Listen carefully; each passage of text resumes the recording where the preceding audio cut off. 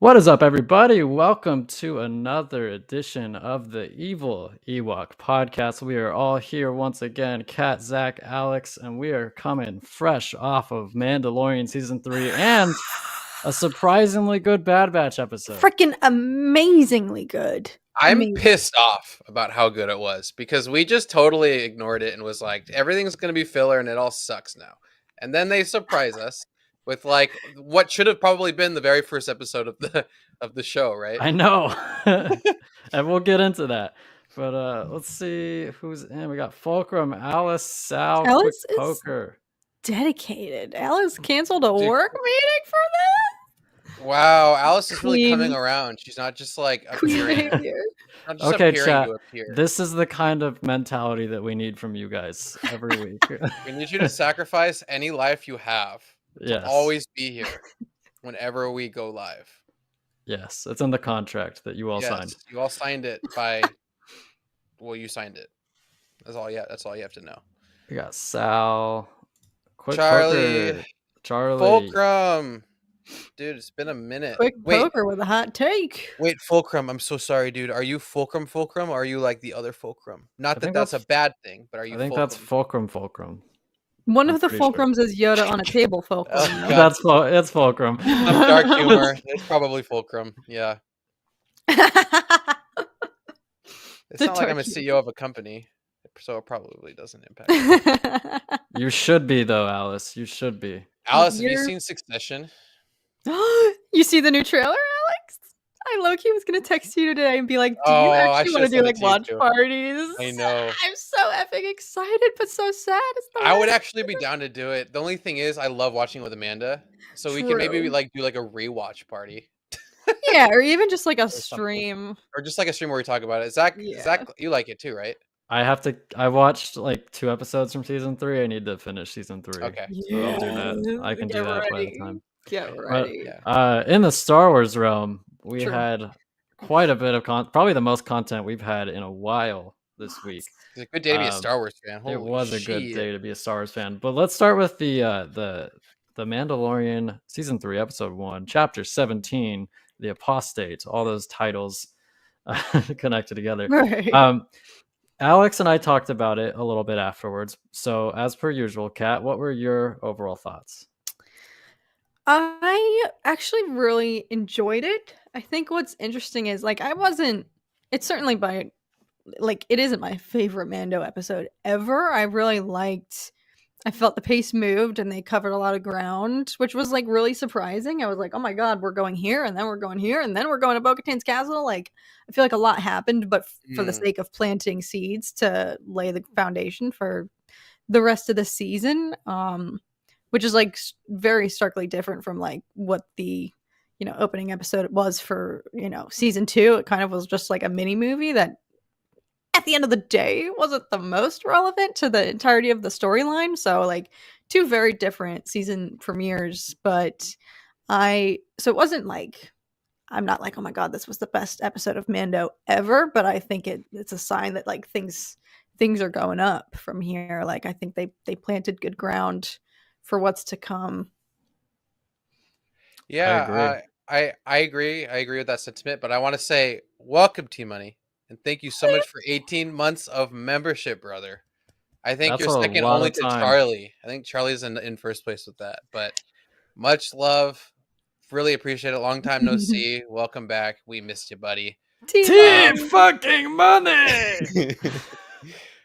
I know. I'm sorry you failed an exam, but look, man, school isn't everything. Yeah, as long as it's not a prostate exam, you're fine. Oh, yeah. I mean, Mando did, or no, that's apostate. That's right. Oh my God. You'll send a super chat for a shout out. You don't need to, man. I'll shout out Kramer's evil twin. He'll do it in Watto's voice if you super chat. You're gonna make me lose Just my voice. Just destroy his voice, chat. Yeah. If you become a member or whatever, he'll shout you out with his voice. Love the whales from Rebels. Love my favorite droid coming back. IG11 all the way. Love Amanda's. Yeah, it was cool how they did that, but like they didn't really show it. Yeah. Right? It was like very subtle, but you knew what it was, and I think I really like that because maybe it doesn't translate very well, right? So I think that was great. I will agree with you. Everything did happen very fast, but weirdly, I wasn't like upset with it. Usually, it's like when things are moving so fast, it's like you don't know what's really happening. But here, it's Yeah. like not a whole lot was happening from place to place, right? It was just like setting up everything in a way, right? Um, I kind of predicted that they weren't going to fight, right? I kind of knew that she was going to be kind of like whatever, or they were going to, or she was going to meet him down the road, right? And that's kind of seems to be what's happening. She like totally was like, you have the dark saber, go lead them. I'm fucking done with this shit because I've failed way too many times, right? And you could tell that she was just like, she didn't care anymore. She wasn't even. She just wanted to sit in her castle and brood. Yeah, she just wanted to lounge in like a throne that's so far away from everything else. You have to walk like 2 miles to get to. Yeah. Also, like a side note, when I was doing editing for a video, there are like 2 close-up shots of her in the in the whole conversation. I was just a weird observation I had. They really kept her distant, Yeah. the way they shot it. Fulcrum Oh, feels like he's a man of his Oh. word. Thank you, Kramer's evil twin. You gotta do the Watto voice now. Oh yeah, that's right. That's right. Shout out to Kramer's evil twin. He speaks my language. Money. Kramer, thank you. No, it's not Kramer, Cat. It's Kramer's evil twin. Okay. Yeah, he's superior. It's the other one. It's the other one. Yeah. Fulcrum feels like it weakens IG-11's sacrifice to bring him back. What do you guys think? I feel like it weakens IG-11 sacrifice trying to bring him back. Well, it did kind of seem weird that they wanted to bring him back. Like, what was the reasoning for like really needing? Like, did they just want to see IG-11 be cool again? Like, I don't know why they couldn't like figure another way to do it. Like, what would be the purpose for? I agree. They didn't really provide one. It was kind of like he said, I need help exploring Mandalore, basically. But why? Yeah, and then it's like it just reverted to its old programming. So it like now it makes it seem like he's a bad guy when really he like really went out on a limb and saved not only the child but Mando too, right? And it's like that was a good moment for him. He should have just been cemented in history, and that's it. I don't know why he was so adamant about it. It was kind of weird. And then another thing, like a lot of just like throwaway lines, right? Like obviously we got the Cara Dune throwaway line, and then just kind of in a lot of ways, the whole like pirate thing, like although I liked it, it did feel strongly like a Rebels or like a Clone Wars episode in live action, right? It was it was a little funky, little out there, but I guess we'll see what the next episodes entail, or even if they're involved anymore. Like it'd be really funny if that's like the only time we ever see the pirates, and it's like that they were just there because it's cool, right? I have a prediction about the pirates. It might be premature, but I mean, they spent so much time this episode focusing on look at the development, look at the makeover that Navarro has gotten. It's Grief's passion project. He's very proud. Life is great on Navarro. I feel like the pirates might strike back, and I don't know why I just have this uneasy feeling they spent so much time fixating on the remodel to the point that it's almost suspicious. It's like, are you setting me up for heartache later on when Navarro gets absolutely destroyed somehow, or the pirates come back and wreak havoc or something? Yes. So, speaking of Navarro, did you guys pick up that it was 2 years? Okay, we need to talk about this. What is the I keep seeing this online. Yeah, I keep seeing different interpretations. Some people saying, no, everyone's wrong. You're mistaken. No, they didn't actually say it's been 2 years. They mean it's just been 2 years since the show. Like, what is the verdict on this timeline? The quote from Favreau said it was 2 years after Luke and Grogu. What? Or no, Luke was with Grogu for 2 years, or maybe he's saying it's been 2 years in total, so he was only with him for like a year. But it's very unclear, and I think that the problem here is they didn't really explain any of that. And like I think the idea of maybe Navarro being like industrious and growing is like the sign, like, hey, look, a lot of time has passed. But I didn't get that right away. I was like, I after watching the episode, I was like, okay, I don't know how much time has passed at all. I still have no idea, right? And they seem to be like it was implied that it's been 2 years, and I'm like, did anyone else see that? I mean, it's certainly. Sorry, go ahead, Zach. I would just say that I'm telling, like, using the development of the city to tell time, it has to have been a while, because Navarro was a shanty town Yeah. when Mandalorian first started. It was not colorful at all. It was really small. It felt like pretty remote and desolate. And now it's like this booming market city where it's bustling with musicians and tradesmen, and there's a school, and it feels a lot busier. So I would think that, yeah, maybe it has been a couple of years, but you're right, they haven't explicitly said, like, had a line where it was like, oh, it's been a couple of years since we've seen each other, it's been X amount of time, which would have been helpful, because it is confusing, the timeline. Because I was thinking, has it been 2 years since Grogu, since the end of Boba Fett, or has it been 2 years since they were separated? It's confusing. Like, did he train with Luke for 2 years? Because that did not feel like 2 years. It felt like 2 seconds. Felt like Yeah. 2 seconds. Yeah, it kind of has been a wake-up call for me, because in my brain, I don't know if anyone else is the same, but I don't picture there being time jumps in Mando. I picture it being all like back to back to back to back, like chronological, like it all happens in the span of like 2 months.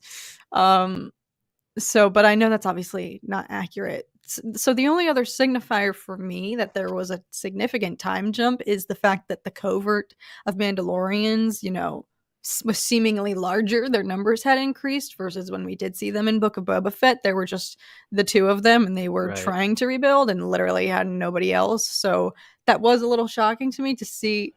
I thought it was a flashback. Like, that's how much I didn't believe. Yeah, I thought it was a flashback at first too. Yes! And then it was in the same timeline as Mando, like, coming to save him, right? And I was like, oh shit, okay, I guess that's happening right now. So I guess that didn't happen like overnight. Like, their numbers, there were like at least a dozen or not more, maybe 20 Mandos there. So I guess like that 6, right? Like, it was really hard to. I don't even remember when they maybe were 6 now. A lot of them got yeeted around by the alligators, so they're losing numbers. They clarified it. They said Grogu was with Luke for 2 years. Yeah, that's weird, man. It didn't feel like it, that's for sure. Yeah. I wanted to touch on the pirates. I liked the design of the pirates, and I guess I like them for what they were, but it's just amazing when you watch the tonal difference. Like, if those pirates would never have shown up in Andor, right? Like, they would not have fit Andor at all. 100%. Yeah. So it's just, and I think that's not necessarily a bad thing, because it shows that Star Wars can support different tones, and having serious bloodthirsty pirates might not have fit Mandalorian. Who knows? So I thought that was interesting. What did you guys think about the pirates? I just have like a massive soft spot for the Naboo, like, starfighter. So that scene was like really fun for me. It was amazing. Right? It wasn't necessary. No. Was it fun? Yeah. Right. And for me though, like, a lot of people are probably like, that was meaningless. That was dumb. What's up with the weird pirates? But it's like, for me, seeing it, like, at least with the prosthetics, with like a lot of them, and like, it didn't look bad. Right. It was just like, why is it there is more of the question. Right. So for me, visually, it didn't look bad. I would say I enjoyed like the sequence, and I'm glad it didn't go on too long, right? And then we go right to the next spot. So whereas if it was like a pirate episode, like if it was like 30 minutes of him fighting with pirates, and then he goes on and sees Bo-Katan, and then it cuts or whatever, then it would just be kind of like, okay. But we did get a lot of like the trailer shots. This is like one of the most important things for me. We got a ton of trailer shots just in the first episode, which means they're hiding a lot.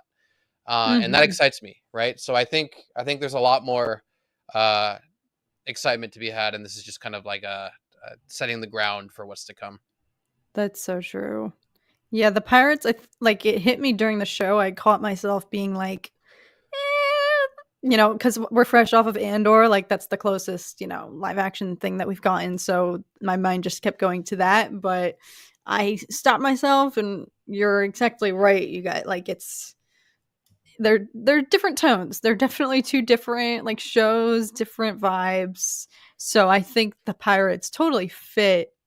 It did kind of feel like, that whole thing felt like a Clone Wars episode come to life, but it still felt in tune with the aesthetic and the theme and the tone of The Mandalorian. Like, I immediately went on Twitter afterwards, and people were tweeting like that was a very Mandalorian episode. Like, it felt applicable to the show, so I didn't mind whether it. That's a good thing or a bad thing. Like, yeah, scene, right? And whether or not we need to like advance and how the story's told, and it can't just be like like dry rinse repeat the same kind of shit, right? They have to do something new, and like that. Honestly, if it feels like Mando all the time, that kind of worries me. I'd rather it kind of branch off and feel like an expansive, immersive experience like Andor was, right? I'd love for it to kind of evolve into that. I think that's what it should do.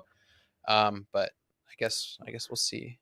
What's up, Serena? I do want to say I feel like the overall structure of the episode, it felt like they took 1/3 of 3 different episodes and put them together. Like it felt like they took the first third of 3 different episodes and merged them together. Like you had Din with the Mandalorians being told that he needs to go bathe in the waters of the Mandalore mines, blah blah blah. Then you have Din on Navarro and his encounter with pirates, and then you have Din going to talk to Bo-Katan. It felt like they were driving 3 different plots forward, which I prefer that to like the Bad Batch not doing anything for 8 episodes, but it wasn't as clean. It didn't feel as clean. It felt a little choppy. I don't think it flowed very well. But another thing that I wanted to ask you guys about, because I saw a lot of people saying this, was that they felt like oh my God, I literally forgot what I was going to ask you. They felt like something involving maybe Grogu. No, it was about I think Fulcrum mentioned it. People feel like the episode doesn't need to exist. Like it was too much of a recap for people who might not have seen Book of Boba Fett. But it really wasn't, because it didn't explain Yoda really. He just kind of said a couple lines to Yoda. Grogu, you mean? Didn't I say Grogu? No, you said Yoda. Oh, Grogu. Baby I was like, Yoda. Yeah, it definitely didn't explain Yoda. Sorry, they didn't even. Yeah, well, they didn't even touch on like why he's there, right? Because if you didn't watch Book of Boba Fett, you're like, wait, why are they together now? And I do get comments on my videos. They're like, isn't he with Luke? Right? So there are people out there that like haven't watched Book of Boba Fett, and they were waiting for season 3 to see more of like maybe hopefully see more of Luke, right? But I was really shocked that in the recap, like previously on Mandalorian, they didn't show anything from Book of Boba to address that. Like, I was curious, and I feel like there was also a little, not lack of continuity, but shift in mindset from the armorer, because in Book of Boba, she's the one telling him, "You've got to go to the mines. Like, this is the only way you can be redeemed." She sets him on that trajectory, and then he shows face with her again this episode, and she had a completely different headspace almost, and was like, you can't be redeemed. The mines are gone. Like, her attitude about it was different. Like, she was almost like, it's not even worth it. Like, redemption's not possible. And I was like, you were the one who told him this is what he had to do. Like, I was a little bit curious about. Yeah, it felt like they decided to make Mandalore seem a lot more inaccessible this season. Like, it felt like they made that decision between seasons. Like, I guess the state of Mandalore was decided by the writers, and now that's more of an Good obstacle. Mm-hmm. Yeah. So, to build on that point, like about the whole Din and Grogu thing, I did a poll a couple days ago. I said, "Do you think Din and Grogu should have been separated for season 3?" And please zoom in, sir. And I had like we can't see it. Good. There we go. Maybe a little more. That should be good. Bueno. Okay. Mm-hmm. So I did 4 options. I said yes, we need to see Din be himself again, i.e., him being the Mandalorian he was before he met Grogu. No, I love seeing them together again. Indifferent. Mix of both. Grogu Luke arc, Din Bo-Katan arc, or whatever it is, right? And then reunite at the end. It's just kind of like what I would imagine the season probably would have ended up. And now all of a sudden they're together again, right? So, and then if you guys want us to mention you on the stream, just leave comments in our polls, either my main or Zach's channel, because we can kind of probably go through some of the top comments. But one comment here by Samuel Studios, he says, honestly, I think the ending of season 2 has been cheapened because they are back together so soon. I'm a little worried about this because they were setting up some really interesting stuff, but now it looks like it's all going to be cheap fan service with a little bit of wow, cute Grogu mixed in. I hope I'm wrong. This turns out to be the best season, but I'm really unsure. And that sentiment, I think, resonates pretty well with me, at least initially when I think about it. I don't imagine it being like a terrible season, right? But I think they kind of dropped the ball a little bit on what they could have done in that realm of separating them, right? And then exploring the characters a little bit more individually instead of it always being like that father-son trope, right?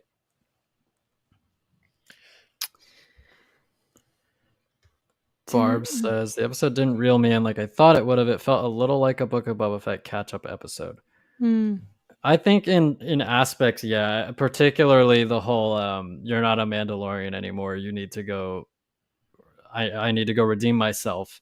That felt catch-uppy because they even showed that from Book of Boba Fett in the recap before the episode. That was like the only thing they showed. It was her telling Din that he was no longer a Mandalorian, and then he needed to go bathe in the mines, and then they kind of reiterated it in the actual episode. But you're right, Kat. They didn't mention anything about Grogu, I believe. So that was interesting. I guess they're just content to leave people super confused. Yeah, I will say, and I know my words maybe don't have the most credence anymore because I'm such a Disney shill, but I swear this is genuine. And I was originally on the team of like, I wish they hadn't been reunited so soon because I bawled my eyes out at the thought of them being separated. And that was bittersweet, you know, and so much of Star Wars is heartbreak and relationships, you know, parting ways and stuff like that. So I originally was like, you mean I cried for nothing? Like, I felt like my emotions had been invalidated by the rapidity of their reunion. But I gotta say, watching the episode, like, part of the reason I was so sad when Grogu did join Luke, as much as I wanted that for him, like, yes, go, baby Grogs, like, do it. You couldn't be in better hands.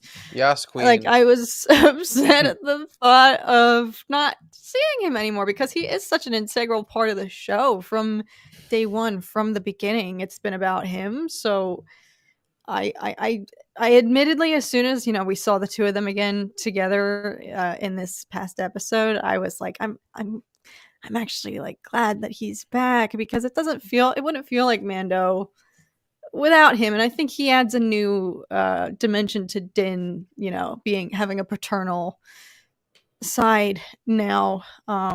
So I mean I still like rewatching season 2 finale, like I got emotional all over again, but I was like, well, they were apart for, I mean, I guess 2 years. In my mind it was like 2 minutes, but I mean, I don't know. Maybe that's just because I'm a female viewer and it's like, oh, baby. But no, I mean, I feel that way too. He's adorable. And that scene with the Anzellans where he grabs that was I laughed out. I lulled. I laughed out loud. That was so funny.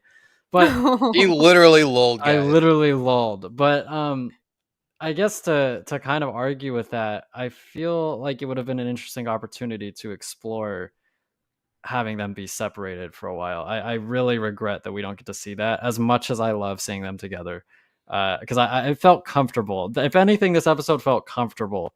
It was like a comfort episode. It wasn't amazing, it wasn't bad, it was just the Mandalorian, and I was okay with that.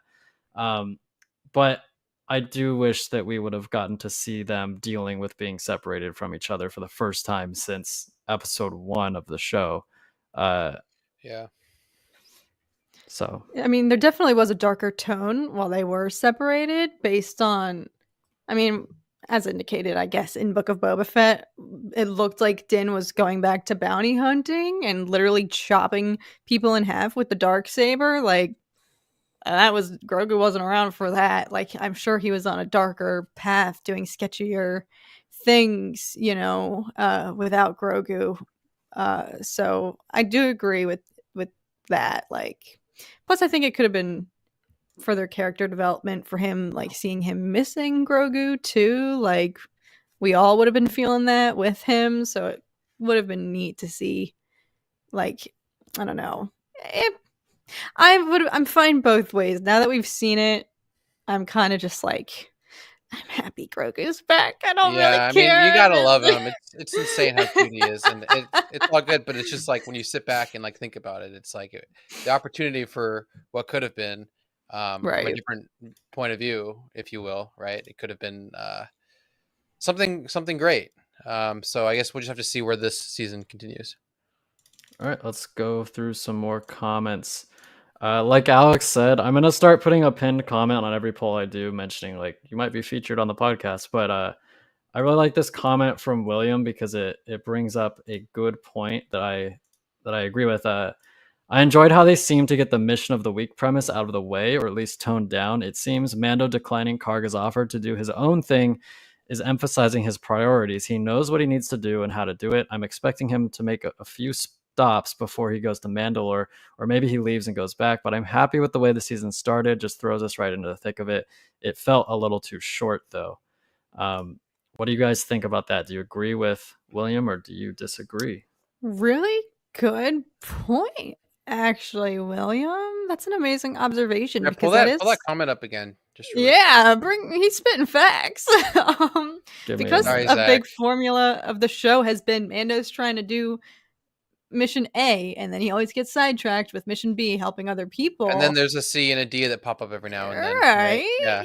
Yeah. So that's actually such a good thing to point out. For the first time, he was like, "No, I'm sorry. I love you, Grief, but I got to do this for myself."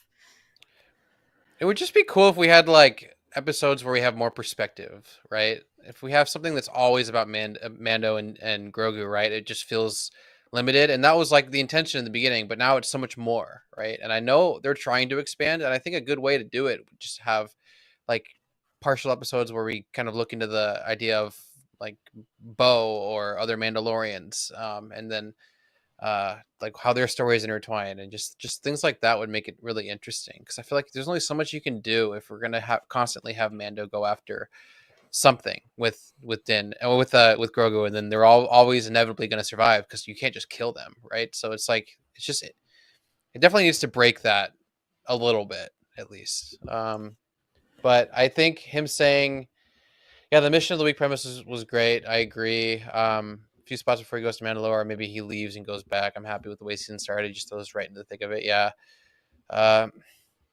It is too short. Overall, the episode is way too short, and they didn't do enough explaining for a lot of things. And I don't know why they have this like that needs to be 8 episodes. Like, why didn't they just make it like 10 or 12 like hour-long episodes where they could do all of this and there's no issues? Like, I'm really curious if it's just like, are they cutting back?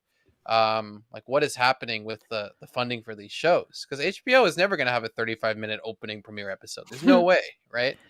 And it's The Mandalorian. It's probably the most popular Disney Plus show on the platform. So why aren't they telling the showrunners, look, like, take as many episodes as you need, runtime as long as you want? I don't understand why it's so short. And it really felt it in this episode. Like, when the credits started rolling, I was like, damn, felt like it just started 10 minutes ago. Yeah, I wonder, this could be a wrong assumption, but I feel like all shows usually film more, or at least have some deleted scenes, like things that didn't make the cut. But sometimes it almost feels like they intend for it to be longer, and then it just turns out to be, oh, it was only like 30 There's no way minutes. They're going to make that mistake at that level, right? There's no way you can pop them out like that, right? Like that. This was all intentional. Like, there's no way they're like, oh, well, it looks shorter than we thought it would be, so let's just post it, right? Like, it was all intentional. There's no way. I mean, dude, if you take the space battle out, it's even shorter. It's like 25 minutes. Yeah. Like the space battle, which was just visual and like exciting action, it really didn't have much story to it. So they even had to fluff it up a bit with that. And it was a really short episode. Not a lot happened.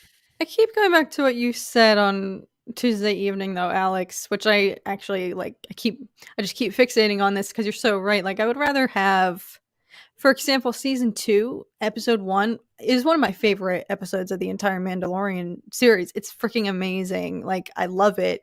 And it really didn't have much to do with the entire overarching plot necessarily, but it was so well done, and it was 50 minutes, and it was just beautiful and glorious and peak Star Wars. And then we got Frog Lady the next week. So, like, we had such momentum, and then it was just kind of like a reality check. Like, oh, not every episode can be that amazing. And you mentioned, Alex, like, yeah, I think, I'd like to, like, it's nice to know that things have somewhere to go, you know, like knowing that the best is yet to come, kind of. I might be misquoting you. Well, I'm a pretty big advocate for cliffhangers that aren't quite cliffhangers, right? Because you get something accomplished, but then there's something that's like progressing. Like there's a constant progression, right? And Last of Us does it so well, right? It's a very simple like story, but the way it's done, where it dives into like the interpersonal human connection, is second to none, right? It's just beautiful in every way. It's like my favorite video game story ever, period. And they did it justice in live action, and I just feel like Disney has just been so reliant on like just telling these like these stories for characters that not only did we not expect to see, but just them like kind of rewriting them from what we are familiar with or what we've always known, or just kind of coming off almost lazy in a lot of ways in how they're done. Like it's just like like you said, like a Saturday morning cartoon. I hate saying that over and over again, right? But we don't want to like have Star Wars just be either that or Andor, right? Why can't it all just be like Andor? And if this episode ended where it's like we got something accomplished and everything was explained and we're like they're going together to Mandalore or something, like sure, but this is just like he's talking about what he has to do with Mandalore. The armor is telling him what he has to do. Also, the armor are telling him it's like, to join our clan again, you need to atone. And then he goes to Bo-Katan saying he wants to join her, but he also still wants to get bathed in the mines of Mandalore. So that was also just a little confusing. I don't know if you guys can clear that up. I think he just wanted to team up. Yeah, I think he just wanted to kind of kill two birds with... No, I was going to say the same thing. I think he just wanted to kill two birds with one stone. Because he thought, oh, Bo's going to take Mandalore anyways. It'd just be easy if I helped her, and then I could go take a little bath, and then go on. Like, are they allowed to like join multiple clans like that?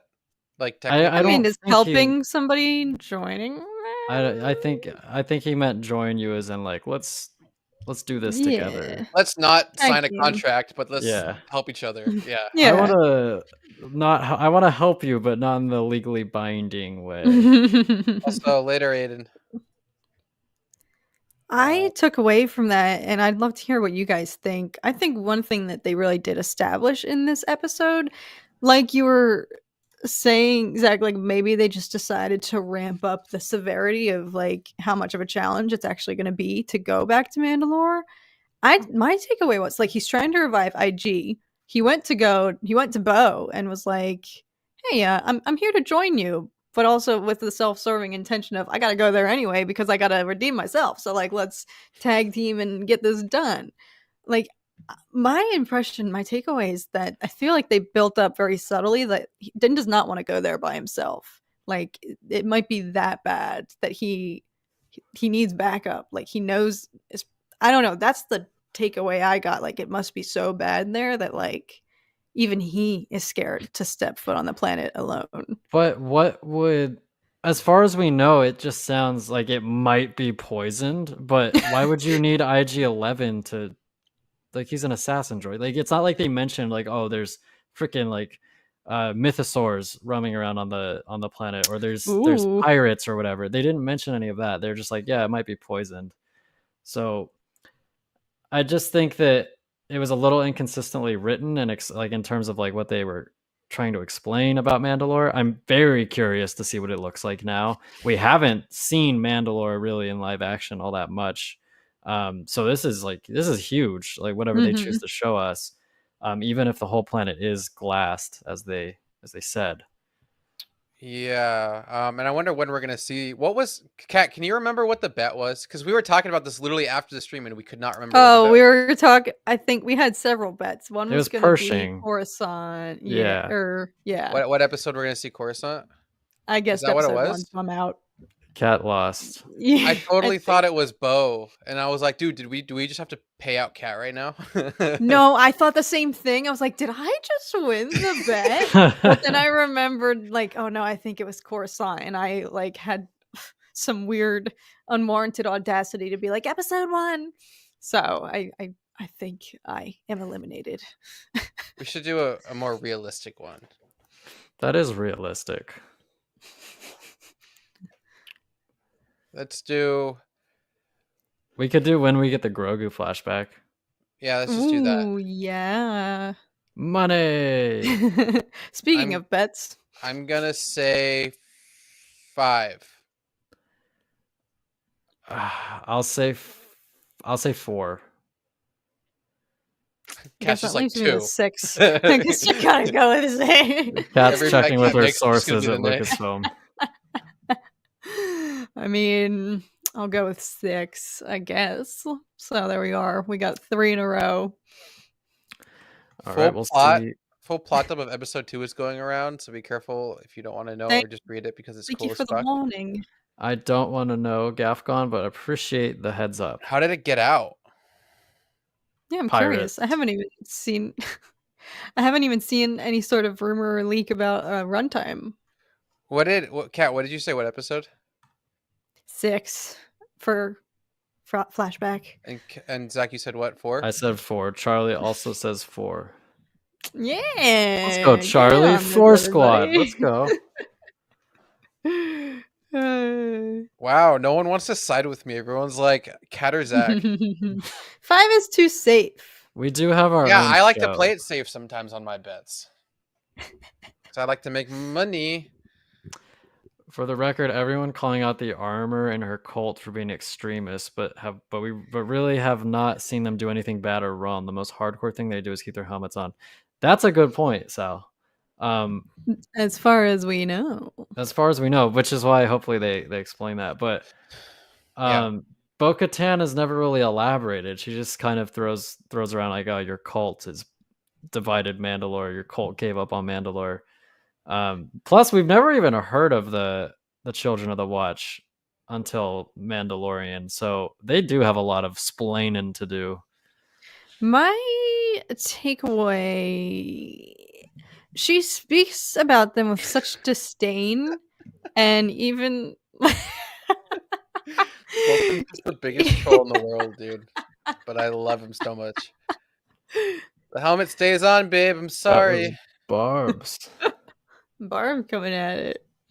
But like even Din, the second they took their helmets off in episode 3 of season 2, he immediately wrote them off and invalidated them and was like, "You're not real Mandalorian," like questioning their validity and the legitimacy of their claim to Mandalore. But it's literally Bo-Katan like standing in front of him, and he's like, "You're not real. You're a phony." So I think, I mean, it's pretty. I can see how that would be divisive. Like the second somebody takes their helmet off and happens to disagree with you, you immediately just illegitimize them and denounce them as a Mandalorian. Like I can see that causing problems. I mean, I'm a big fan of Paz vodka myself. I think the vodka family really are a force to be reckoned with. A storied Mandalorian clan. The vodkas. Like a Russian mafia. I'm sorry, what were you saying? I was going to build off of what you were saying, Kat, and then I got distracted. Oh, just that, like, I can see how it would have been problematic that you have this whole group going around thinking they're better than everybody because they keep their helmets on and immediately just, like, denouncing other Mandalorians, God forbid. Yeah, someone in chat also was saying, like, at least, you know, the other ones are, like, or the Children of the Watch are, like, super together and all about each other and helping each other out, and then it's like the moment Bo-Katan doesn't get the Darksaber, she gets ditched, right? So it's like you really kind of figure out who really are the good Mandalorians here, and are there any, and what is good, right and wrong, what is, like, you know what I mean? It's like, should they have always just been pacifists to begin with? Was Satine onto something? Well, Mandalorians have not historically been very good people. They've done a lot of bad things, but who's the best of the worst? That's the real question. Maybe Bo, honestly. Like in terms of, I mean, I fucking love Bo, but I just want to like too. actually take everything into consideration here and not let my bias take hold, right? But Star Wars Obsession meant to say, what did you think of Paz Vizsla's son swearing the creed? I liked the scene. I thought it was a strong opening, and I liked how it provided kind of just, it shed light on more of the Children of the Watch culture and their practices. And I think it also helps you understand what Din went through, even though he was a foundling and he wasn't born into it. It just shows why he's so firmly entrenched in his beliefs and why he's so dedicated to rejoining the Children of the Watch. Yeah, it's like a religion thing, right? A religious thing. Like people in the comments are like clowning on Dan, and it's like, dude, why does he just leave the fucking? He's so dumb. All this shit. It's like, well, dude, if you grow up, if you're saved, first of all, like Christianity saved you, you're gonna like believe in Jesus, and you're gonna like. It's like, you know what I mean? It's just one of those things where if you grow up with it and you're raised yeah, if you're gonna stick with you. Christianity saves you from B2 battle droids during the Clone Wars.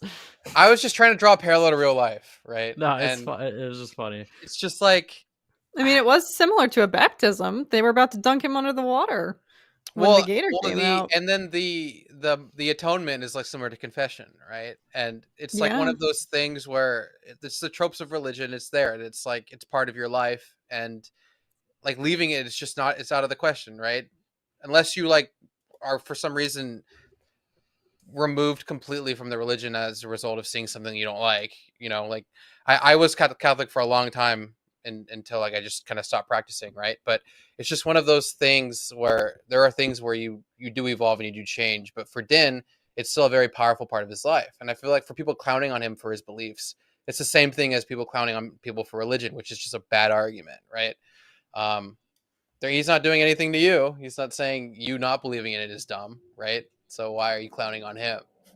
But am I just like, I genuinely am curious. So Alex, you also thought that scene was a flashback. Am I stupid? I need backup on this because the first my scene? immediate, my immediate. I thought it was Din, and then I realized it wasn't. Too. Yeah. And I thought the whole point was going to be, oh, he never actually fully recited the creed because loophole, right in the baby. middle. Yeah. And I was like, he can that get would out actually be really cool because then they would give him reason to truly not follow the creed because he was never fully. Okay, I'm glad that I'm is not interesting. stupid. And then he could start his own clan with Grogu, the clan of two, and then they go off and he has like a little Mando helmet covering his ears and he's all cute and shit. Or he presses a button like Iron Man and just yeah. I really do hope that Din ends up becoming Mandalore. I think that'd be sick. Yeah. Yeah. I want to see Mandalore in its prime. I want to see Satine. I want to see Obi-Wan. I want to see I saw all a tweet that made me think of you, Alex. It was someone saying, I just need to hear Bo-Katan even just say, can she just say Satine's name once? Just give me a crumb. Give us a little something. Yeah, like if you think about it, she is kind of at her lowest point now. She's just given up. And she hasn't really been at a point to where she's given up. She's always just like suffered through it and dealt with things. And now this is the first time where she's like kind of giving up. So maybe there's going to be like like a lot of like confession and opening up where we get to see more things about her and her character and her struggles and her choices and everything that she had to do that she feels like she doesn't want Din to maybe do or whatever, right? So maybe we will go deeper into her past, which is something that I definitely want to see. That is a good question, Gafcon. I know one of the TikTokers that got invited, and I'm just like, bro, they just only value lightsaber twirling girls. I swear to God. Oh, but that they or have channels too. They don't just that twirl or lightsabers. no, I know, but they have a ton of views from lightsaber twirling, and it seems like they value views on TikTok for lightsaber twirling over anything else, any other medium, from what I've seen. And my hope was it's not the end of the world because I don't. It's not like I'm hating on it. I'm just like, why doesn't Star Wars value like other forms of content creation, right? And I think it's because they feel like it's a safe bet that they're gonna like everything, not not saying anything about them. I'm just saying that content's probably generally safe, and they're a very safe company, and they assume that those people are gonna, no matter what, eat it up and love it completely. They're never going to criticize or whatever. They're just going to say, thank you so much for the opportunity. This is awesome. The premiere was amazing, right? That's just probably what they're going to say. And it makes sense that they bring those kinds of people in. My hope was redeemed because I don't know if they have a TikTok, but I know them primarily on YouTube. Father Son Galaxy. They're like the sweetest people ever. They got to go to the premiere, and I literally normally I get jealous. Like when I see people, I'll admit it. It's a hideous quality, but I low key I'm like, you're living my dream. How does it feel? But when I saw that they went to the premiere, like I was just like, they only deserve good things in the world. They're such great people. It just made me so happy. So, but they have a YouTube channel. I was like, this is actually cool because I feel like a lot of the time I feel like YouTubers have been overshadowed by Star Wars TikTokers. I even hate calling us YouTubers. I don't like that. I don't fully subscribe to the fact that I'm creators. like, yes, content creators. Who it creators. is. Fucking Pablo. He left his stacking rocks job to come back and hate on us. Fuck you, Pablo. It's been a while. Yeah, speaking of being YouTubers, everybody don't forget to Death Star blast that like button. Turn it into Alderaan. Take your axe oil and slam it at that subscribe button. We got a solid amount of likes last stream, and that's because we are now promoting ourselves.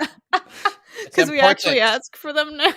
Yeah, it definitely helps the stream a lot. If you guys like it, that's all we ask, right? So, please, can we have some likes? Please, and then leave a comment in the section below. That's my strategy.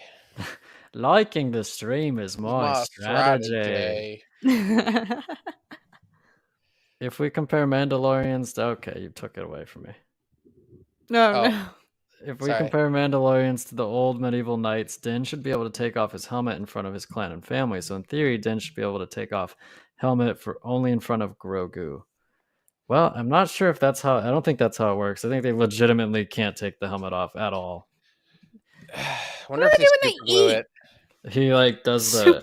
Oh, well, so the thing is you have to do it when no one can see you. You can take it off in private, you saw when Din took it off in that one episode, and we only saw the helmet when he put it down beside him, but we didn't see him. That's an indication that no one, not even us, could see what he looked like under the helmet. Therefore, that's allowed. So, even though we all knew it was Pedro Pascal. I have a question. Why is it so important that they don't show their face? Do you guys have any idea why they're... So they all seem like one unified group. But their helmets look different. Like they're painted. Yeah, they are customizing it. So yeah. I wonder what that is all about.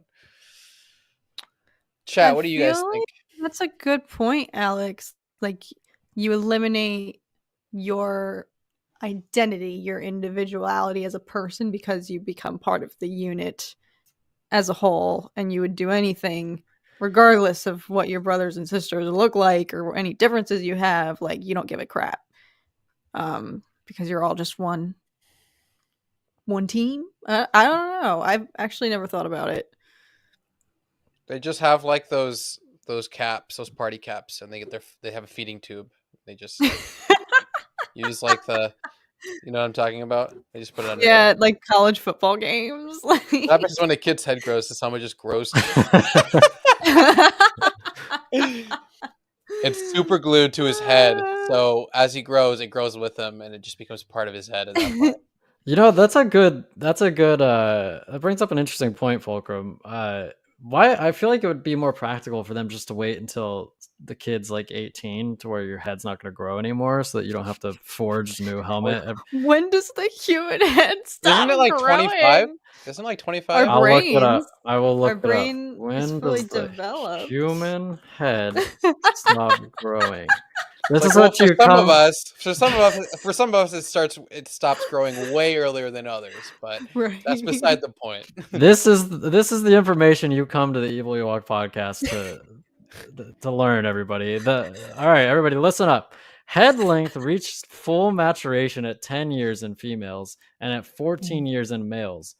What? Wow. In females, head width showed the most advanced maturation at 14 years. In males, most measurements matured at 15. What? So well, he could have been 15. So he was not 15. That kid was like he could have been. You never know. Maybe 12. No, dude, kids are looking so young now. That kid was not 15. He could have been. No. He looked like 13. Yeah. He could have been 15. You never know, dude. You never know. He was like freaking 3 feet tall. Okay, I gotta look up his actual age now. Okay, here Alex, we go. you've been programmed to believe Hollywood 15, which is like 30 years old. Yeah, that's true. Season 3 cast. Like, when does he know he needs a new helmet? He gets stuck before realizing. He just wakes up one morning and it's just attached to his head and he can't get it off. Yep. Apparently, that kid also played the young... Oh my god, why am I blanking out? Sweet Tusken Raider, the child Tusken Raider in Book of Boba Fett. Allegedly. I haven't checked IMDb to confirm if that's true, but I saw that on Twitter. I think he's a relative of, oh my gosh, what is his name? Jimmy Kimmel. That Jimmy Kimmel's nephew. That's what this is all Twitter as always. Don't believe that. Do your own research, folks, but I mean, when I saw the kid, I was like, he's got to be related to somebody. That's how these things usually work. Yeah, kind of, except for the blue eyes. I can't find him. Your eyeballs never grow. Stop it, Serena. Stop it. You're born with the same size eyes forever, unless you get an eye cut out like Mr. Governor. The governor. Hell yeah. What happens when it's stuck and he keeps growing? The helmet's gonna explode. He's like, you have removed your helmet. You little child must go bathe in the mines of Mandalore. He's like, my fucking scalp is destroyed. My head hurts. My skin's all irritated. I can't do this anymore. I'm out. Ooh. Should we use this as the segue to Bad Batch? Yeah, speaking of the devil, we did see her in this episode, and she was very... We got, what, 5 minutes? They stuck it to the man. They stuck it to her, yeah, Zach. Take it away, because I wanted to hear your thoughts. I was sitting there like, yeah, guys. I was right there with them. But aside from Sid, I really did enjoy this episode. I think this was...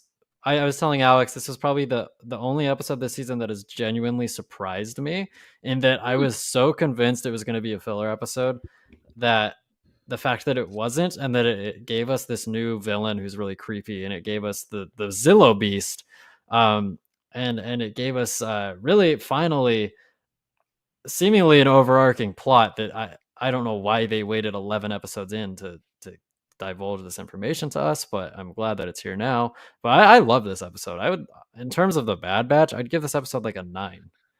Yeah, it was amazing. It was like Alien, and then it was terrifying. But it was like, it kept the intrigue and the mystery of just like being surprised by the Empire showing up. And I was like, oh, that's sick. Like, this is something that, usually you kind of see already happening, and then, they go and meet up with the Bad Batch, right? Because you see both sides usually. This time we didn't see anything. It's all a mystery. We don't even get to see the perspectives of the commandos. They don't even say a word.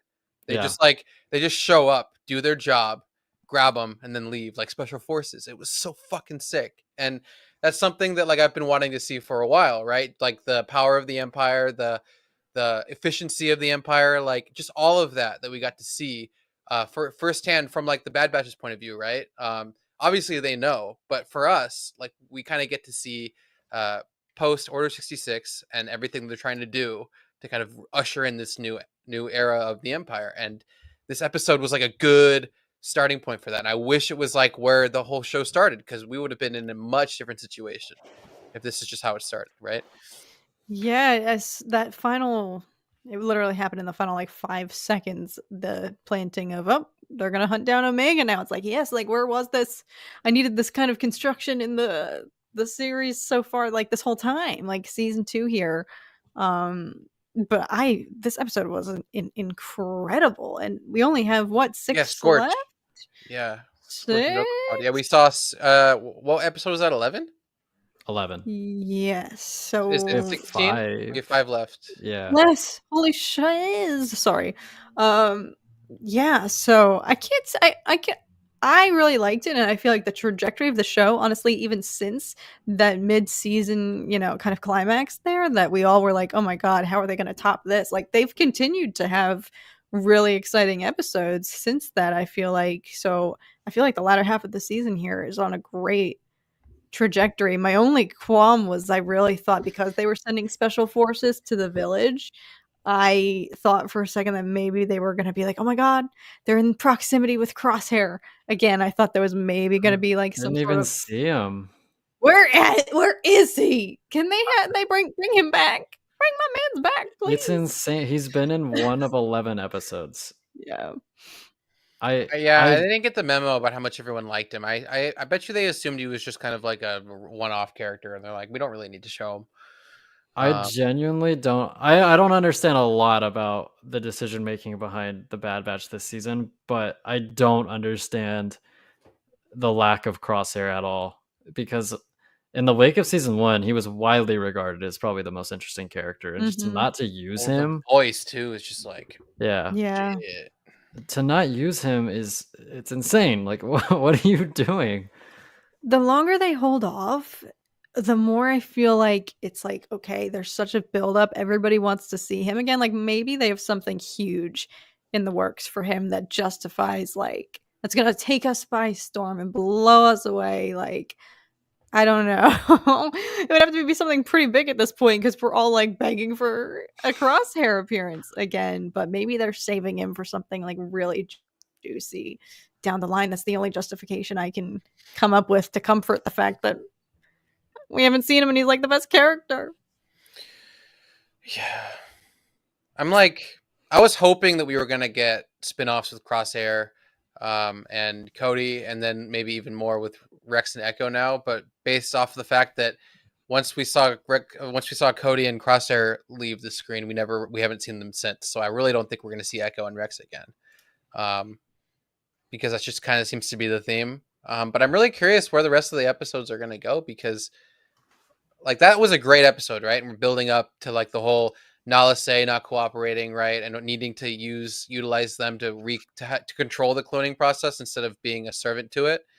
But like they need to find Omega, right? So are they just gonna like chase after Omega this whole time and then get her somehow, and then the Bad Batch is gonna save Omega from that prison? Shiz.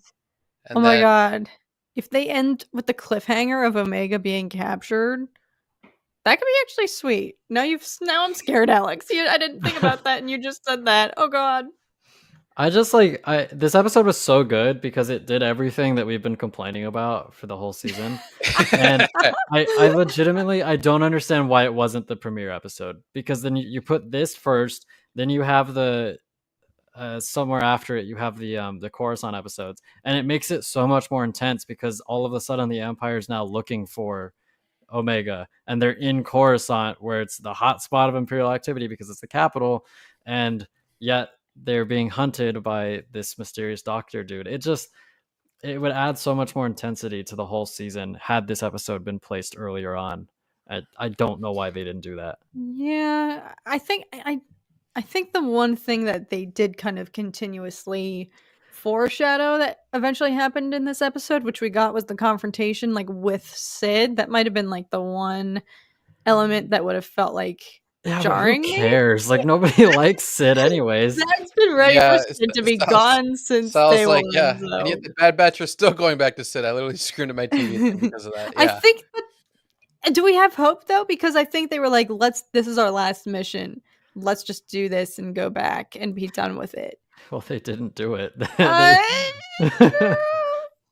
But I'm curious. I hope they address that and don't just gloss over it and leave us under the assumption, like, I guess they're not leaving Sid, because it really, I feel like they even were deliberating, like, what's the worst case scenario if we do leave her? And Tech was like, she knows too much. And it was quite the heated discussion that they had with her. So I hope that was the start of something of them maybe breaking off to do their own. That's what they're gonna do, and then she's gonna turn around and tell the doctor. Ooh. Yeah, that's probably what's gonna happen. Yeah. Oh, I can see that. Man. Freaking Sid, she's the worst. Yeah, Sid's gonna betray him, dude. We all know it's gonna happen. It's like so dumb. I started watching the Bad Batch. It's actively. Oh yeah, because you haven't been watching it. Yeah. Yeah, you have to like skip after. Wait, was episode 2 good? No. Well, for 1, 2, and 3 were good, and then it drops off for a while, and then like I don't know, was it 7 and 8 or something, or 8 and 9 were good. Yeah, with Palps. Yeah. Yeah. So realistically, it was just episodes 5 and 6 that kind of have felt like outliers compared to. I mean, I'm glad the opening of the season to me wasn't like as great as season 1 was, but things have only really gone up. Like, it's definitely been building momentum very slowly. I feel like that would be kind of weird. Yeah, it wouldn't be the same. It wouldn't thing. be her. Yeah. It would be a clone. That would be weird. It'd be like a Actually, I don't want to go there. That's weird.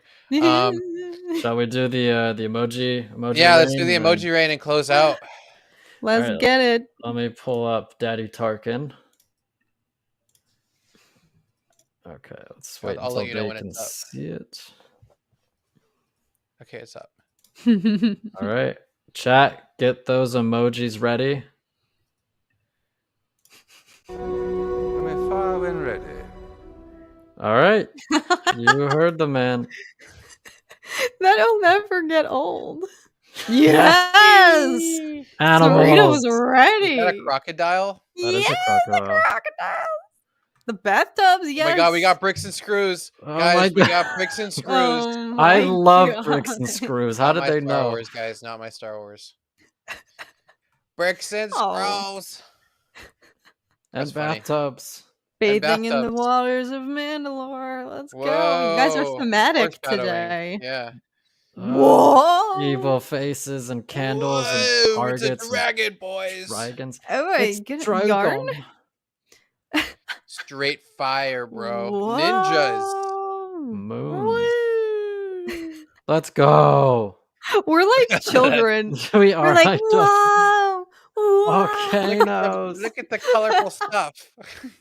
We are emoji rain is my strategy. Stars. Fire.